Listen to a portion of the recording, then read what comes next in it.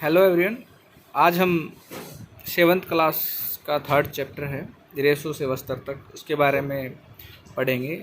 ये स्टार्टिंग है 3rd chapter की। तो सबसे पहले भी जो रेसें हैं हमें प्राप्त कहाँ कहाँ से होते हैं उसके आधार पर, उनके स्रोत के आधार पर हमने उनको 2 वर्गों में बांट रखा है। सबसे पहला वर्ग है प्राकृतिक, तो दूसरा है संश्लेषित रेसे। जो प्राकृतिक रेसे हैं वो प्रकृति ने हमें दिए हैं, इसलिए हम इन्हें प्राकृतिक रेसे कहेंगे। मतलब वो रेसे जो हमें प्रकृति से प्राप्त होते हैं प्राकृतिक रेसे कहलाते हैं, और जो रेसे मनुष्य के द्वारा बनाए गए उन्हें हम संश्लेषित रेसे कहते हैं।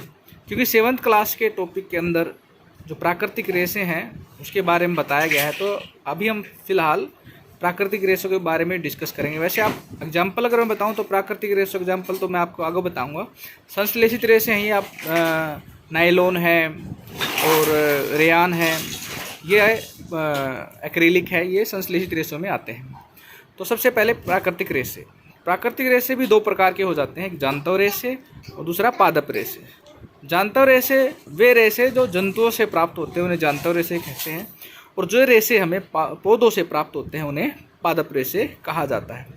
जांतव रेसे 2 प्रकार के हैं, या जांतव रेसे कौन कौन से हैं ये बता सकते हैं। रेशम है जो हमें रेशम के कीड़े से प्राप्त होता है, और जो ऊन है वो हमें ऊँट है, बकरी है, भेड़ है, इनसे प्राप्त होती है। पादप रेशों में कपास है और जूट या पटसन है, ये हमें पौधों से प्राप्त होते हैं। अब सबसे पहले हम ऊन के बारे में पढ़ते हैं। ऊन हमें कहाँ कहाँ से प्राप्त होती है, कौन कौन से जंतुओं से प्राप्त होती है। भेड़ से, याक से, ऊँट, लामा, एल्पेका, अंगोरा बकरी और बकरी, ये सभी जीव हैं। इन सभी से हमें क्या प्राप्त होती है, ऊन प्राप्त होती है। अब भेड़ की कुछ नस्लें हैं जो आपकी बुक्स में दी गई हैं, वो मैंने यहाँ पे राइट डाउन की हैं, और ये इम्पोर्टेंट हैं आपके स्टडी के हिसाब से, इसलिए मैंने यहाँ पे राइट डाउन किया है ताकि आप इनकी स्टडी करो। तो सबसे पहले हम आते हैं भी उस भेड़ की नस्ल क्या है, वो जो ऊन देती है उसकी गुणवत्ता कैसी है, और वो कहाँ किस राज्य में रहती है। सबसे पहले आती है लोही। लोही भेड़ है वो राजस्थान और पंजाब में पाई जाती है, और जो इसकी ऊन होती है बहुत अच्छी गुणवत्ता वाली होती है। कौन सी भेड़ है, लोही।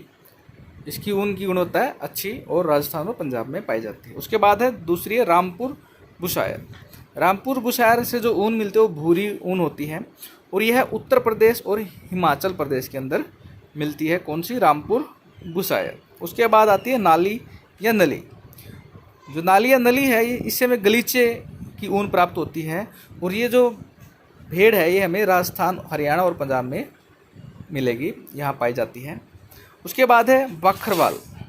बाखरवाल जो भेड़ होती है उसकी जो ऊन होती है वो साल होती है, उनके सालों के लिए इसकी ऊन का प्रयोग किया जाता है, और ये जम्मू और कश्मीर में पाई जाती है बाखरवाल भेड़। उसके बाद आती है मारवाड़ी और पाटनवाड़ी। जो दोनों वाड़ी, मतलब जहाँ जिस शब्द के पीछे वाड़ी लगा हुआ है आप समझ सकते हो गुजरात से बिलोंग करेगी लगभग। मतलब ये आप थोड़ा सा अगर आपको बाई चांस याद ना रहे तो उसके लिए बता रहा हूँ भी, अगर वाड़ी अड़ी टाइप का कोई वर्ड है तो मोस्टली वो गुजरात साइड में बोला जाता है, इसलिए ये कह सकते हैं भी वो गुजरात में, हम अंदाज़ा लगा सकते हैं अगर याद ना रहे तो मारवाड़ी और पाटनवाड़ी। सबसे पहले मारवाड़ी है जो उससे हमें मोटी या रुक्ष ऊन प्राप्त होती है जो गुजरात में पाई जाती है, और पाटनवाड़ी है ये होजरी के लिए जो प्राप्त होती है ऊन वो हमें पाटनवाड़ी भेड़ से प्राप्त होती है, और ये भी गुजरात में पाई जाती है। तो आशा करता हूँ बच्चों कि आप इस जो भी मैंने आपके साथ ये वीडियो शेयर की है रेसों से वस्त्र तक के लेसन की, आप इस जितना भी आपको बताया गया है वो आप इस अपनी नोटबुक में राइट डाउन कर लेना। अपनी जो नेक्स्ट वीडियो होगी उसमें मैं आगे का लेसन है वो आपके साथ शेयर करूँगा। Thank you.